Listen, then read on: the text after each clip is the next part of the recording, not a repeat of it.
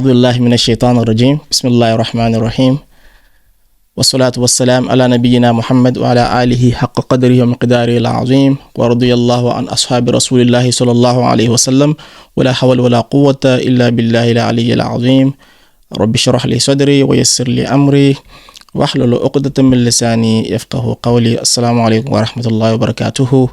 Welcome back. This is your brother Ma'moon, and we are going to continue with our tafsir series on Surah Hud. And today, inshallah, we are going to begin from where Allah Azza wa Jal says, وَمَا مِن دَابَّةٍ فِي الْأَرْضِ إِلَّا عَلَى اللَّهِ رِزْقُهَا. Now in this ayah, Allah Tabaraka wa Ta'ala said, وَمَا مِن دَابَّةٍ, there is no living thing, there is no living organism, fil ard, on the surface of earth. Meaning there is no living thing on the surface of earth, illa ala Allah, except that upon Allah, rizquha, is its provision or sustenance.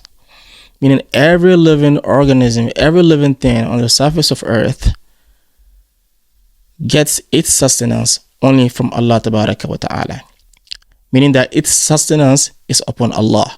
Now, it's very important that we know, we understand the use of some words in the Quran. Now, when Allah says, "Illa ala Allahi rizquha," it sounds though as if the sustenance of every living thing is a must for Allah Tabaraka wa Ta'ala. But nothing is a must for Allah, right? Allah Azza wa Jal does not owe nobody anything, and nothing is upon Allah, right? Because He's above everything. So when Allah said the sustenance of every living thing is on Allah, it doesn't mean that it is a must for Allah Azza wa Jal, right? It doesn't mean the sustenance is a must for Allah and that He has to do it. No.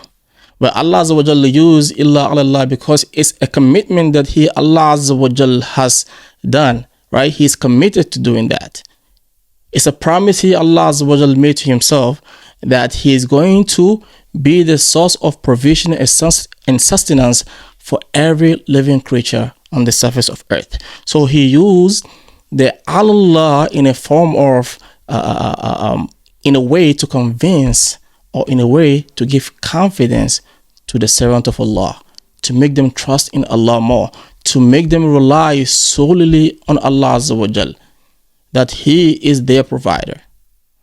So Allah used the word alallahi to give confidence and trust to the servant of Allah, so that he will become more confident and he will rely on Allah Azza wa Jal more for his sustenance.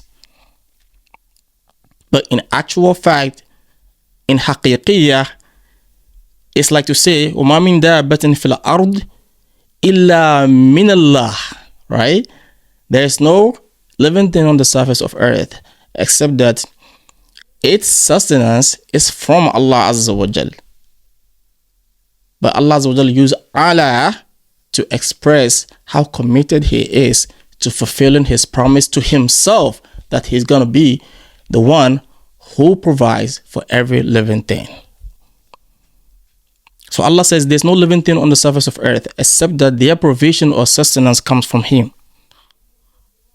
And He said, وَيَعْلَمُ, and He knows مُسْتَقَرَّهَا. He, Allah Azza wa Jal, knows مُسْتَقَرَّهَا, meaning where it is going to live, its dwelling place on earth. From the time it is brought to life, Allah said He knows its dwelling place on earth, where it is going to live. From the moment it is brought to this earth, and every single dwelling place for that living thing, Allah Azza wa Jal says He knows its dwelling place. That is what يَعْلَمُ, He knows مُسْتَقَرَّهَا, its dwelling place. وَمُسْتَوْدَعَهَا, أي وَيَعْلَمُ مُسْتَقَرَّهَا وَيَعْلَمُ أيضا مُسْتَوْدَعَهَا. Allah knows its dwelling place, and He knows its final destination or its final dwelling place, meaning Allah Azza wa Jal knows where that living thing is going to be buried when it dies. whether a human being with an animal, Allah said He knows where it is going to be buried. It's either where the living thing is going to be buried or the womb, inside the womb of the mother of that living thing. Allah said He knows. Allahu Akbar. Kullun fi kitabin mubin. All that from the provision or the sustenance of that living thing and the birth of that living thing, the creation of that living thing, where that living thing is going to live on the surface of earth, each and every dwelling place of that living thing, to the exact place on earth where that living thing is going to be buried. Allah said He knows all that. And He said, Kullun, and all these, fi kitabin, is in book, is in the book. Mubin, in a clear book. Here Allah Azza wa Jal is referring to the book of life, known as the Lawhul Mahfuz. Allah said, وَهُوَ الَّذِي, وَهُوَ, and He, Allah, He is the one, خَلَقَ السَّمَاوَاتِ وَالْأَرْضِ. He is the one who has created the seven heavens and the earth. He said He's the one who created the heavens and then the earth. Fi sittati ayyamin, in 6 days. Allah said He's the one who has created the heavens and the earth in 6 days. From Sunday to Friday. Right? From Sunday to Friday, the creation of the heavens and the earth and everything in between it, from the humans to the animals to the plants, the trees, everything, the rivers. Allah said He's the one who created all that in 6 days, from Sunday to Friday. He said, وَهُوَ الَّذِي خَلَقَ السَّمَاوَاتِ وَالْأَرْضِ فِي سِتَّةِ أَيَّامٍ, in 6 days. Now, it is very important that even though Allah Azza wa Jal said He did all this creation in 6 days, it's very important that we know that Allah Tabaraka wa Ta'ala could have created all this with a blink of an eye. Allah could have created all this with a blink of an eye. But He said He did it in 6 days. Why? Because Allah Azza wa Jal is teaching us that whatever we do, we have to be gradual in whatever we do, right? We should do it in calmness. We should have a plan and a goal, and we should work towards the goal. Allah is teaching us to do things not in a rush. But Allah Azza wa Jal could have created all this with the blink of an eye. That is nothing to Allah Azza wa Jal. But He said He did this in 6 days. And that is to teach us that as human beings, we should do things gradually, calmly. We should have a plan and we should work towards achieving the ultimate goal. But it has to be in a gradual process. Allah is teaching us not to be in a rush. That's why He said He did this in 6 days. But Allah Tabaraka wa Ta'ala, in His own power and strength, could have created the heavens and earth with just the blink of an eye. Allah could have done that. And He said, وَكَانَ عَرْشُهُ عَلَى الْمَاءِ. Even prior to the creation of the heavens on the earth, وَكَانَ عَرْشُهُ, and His throne, that is the arsh, the second greatest creation of Allah Tabaraka wa Ta'ala. The arsh, Allah said, وَكَانَ عَرْشُهُ, and the arsh used to be عَلَى الْمَاءِ, on water. Allahu Akbar. The throne of Allah used to be above water. Meaning Allah Tabaraka wa Ta'ala created His throne and then created water prior to the creation of the heavens and earth. The second greatest creation of Allah is His throne. That is the arsh. But prior to that, the first thing that Allah Azza wa Jal created is Nurul Muhammadiyah, that is the light of our beloved Prophet, our Rasul Sallallahu Alaihi Wasallam. And then Allah created the arsh and then water. So the water and then the arsh, that is the throne of Allah. So when Allah created the heavens and earth are between the throne of Allah and then water. So the earth sits on the water, and then there is the heavens, and then the arsh, that is the throne of Allah Tabaraka wa Ta'ala. Allahu Akbar. That's why he said, وَكَانَ عَرْشُهُ عَلَى الْمَاءِ. Even prior to the creation of the heavens and earth, the throne of Allah existed already, and it was on top of water.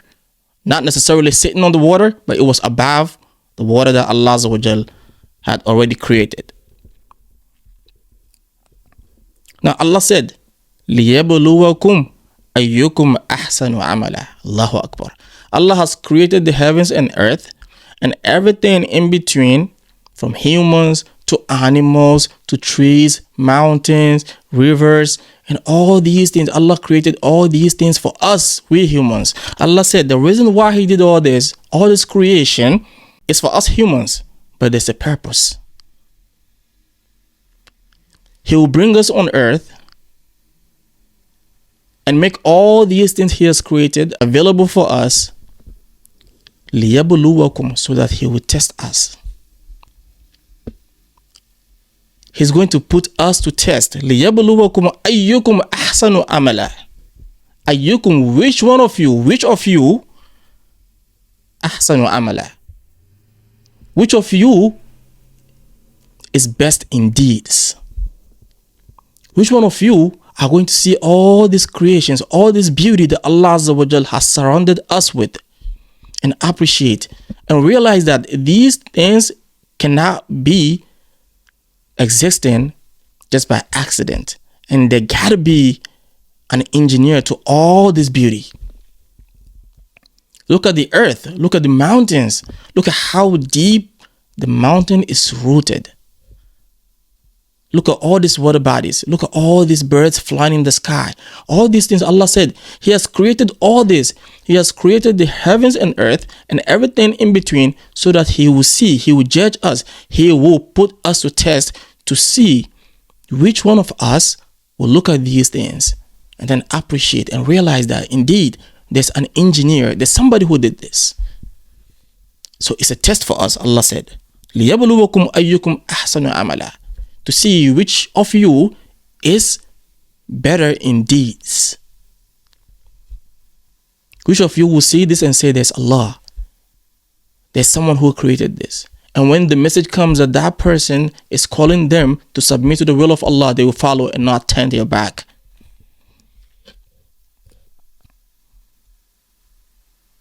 Allah Tabaraka wa Ta'ala said, وَلَئِن قُلْتَ, Wallahi, when you say, you Muhammad sallallahu alayhi wa sallam, وَلَئِن قُلْتَ, Wallahi, if you ever say, إِنَّكُمْ, that verily you, O humankind, verily you, human beings, specifically those ones that deny the signs of Allah, those who see all these creations, all these created things, and then they will say that it is nature, it just came into being, and that there is no designer, there's nothing like the one who's above everything, and then the creator. Allah said, when you say to them, those who make that claim, وَلَئِن قُلْتَ إِنَّكُمْ, that verily you who are living in denial, مَبْعُوثُونَ, you are going to be brought back. مَبْعُوثُونَ, you are going to be resurrected. مِن بَعْدِ الْمَوْتِ, after you die, you are going to be brought back to life. If Muhammad, if you ever say this to these people who turn their back on the signs of Allah, that they are going to be brought back to life on the day of judgment, they are going to be resurrected, and they are going to stand on their graves, and judgment is going to be passed with regards to what they used to do. Allah said, لَيَقُولَنَّ الَّذِينَ كَفَرُوا, Wallahi, those who have disbelieved, Wallahi, those who are in denial, those who deny that all these creations is made by Allah Tabaraka wa Ta'ala, they are going to say, that is, the disbelievers are going to say, in hada, this in here, meaning ma hada, that is, this is not illa sihrun, except that it's a magic. This is magic. This is nothing but magic. This Quran is magic, and Muhammad is a magician. This is not real. This is not real. In hada, ma hada illa sihrun. This is not but except that it's a magic. This Quran is magic. It's just telling us stuff to stray us away from our path. This is not real. That's what they will say. This is just nothing but a magic. illa sihrun mubin, a clear magic. Muhammad is just a magician and the Quran is a clear magic. That's what they're going to say. If you ever tell them that they are going to be brought back to life, oh yeah, Muhammad, this is what their response is going to be. Allah Azza wa Jal said, وَلَئِنْ أَخَّرْنَا عَنْهُمُ الْعَذَابِ. Wallahi, this lam ya Islam al-qasam. Allah is swearing. Allah said, Wallahi, if akharna, if we delay, anhumul adhab, if we delay from them a punishment, meaning if we delay any sort of punishment upon them, these disbelievers and these arrogant people who always turn their back on the verses and the signs of Allah. Whenever we delay a punishment upon them, ila ummatin, ila ajalin, to an appointed time. Whenever we delay a punishment upon them to an appointed time, ma'dudatin, that is accountable, meaning a very short period of time. When we delay punishment upon them within a very short period of time, la yaqulanna, wallahi, you will see them, they will start saying, wallahi, indeed, they will start to say, ma yahbisu. Now you will see them making mockery out of it. Whenever punishment is delayed by Allah Tabaraka wa Ta'ala upon these people for a very short period of time, you see them making a joke out of it. They'll say, Maya Abisu, what happened? Where is that punishment? What stopped that punishment from falling upon us? They'll start to make mockery out of that. And it's been the same for all the past prophets. That's what they used to do. They used to make mockery of the prophets. They'll say, what happened to the punishment? Where is it? What happened to it? They'll be making mockery out of that. Allahu Akbar. Allah, Allah said, Allah, beware, behold, yawma ya'tihim, a day will come when that punishment will come. It will come to them. Yawma ya'tihim, a day will come when that punishment will come to them. Laysa masrufan, and when it does, laysa masrufan, that punishment is not going to be lifted, or it's not going to be deviated away from them, meaning that punishment is never going to be lifted when that day comes and that punishment is descended upon them. That punishment is not going to be lifted. Laysa masrufan anhum, from them, meaning that punishment is going to be upon them forever and ever. And that is the punishment of the hellfire. May Allah protect us from that. And Allah said, وَحَاقَ بِهِمْ, and is going to fall upon them and is going to surround them. That's what the haqa means, meaning that the punishment of Allah is going to be for them. When it falls upon them, it's going to surround them and they will have no escape point. وَحَاقَ بِهِمْ مَا كَانُوا بِهِ يَسْتَهْزِئُونَ. مَا كَانُوا, what they used to, that which they used to make mockery out of. That is the punishment they used to, the punishment that was delayed upon them, and they used that as a thing of mockery. What they used to make mockery out of, the punishment from that is going to come and it's going to fall upon them.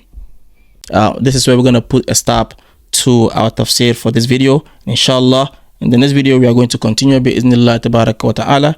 May Allah Azza wa Jal give us the opportunity to be able to work with whatever we hear. It's one thing to hear and it's another thing to hear and then to work with it. May Allah Azza wa Jal increase our iman and forgive us for all of our sins. Barakallahu li wa lakum. Wassalamu alaikum wa rahmatullahi wa barakatuhu.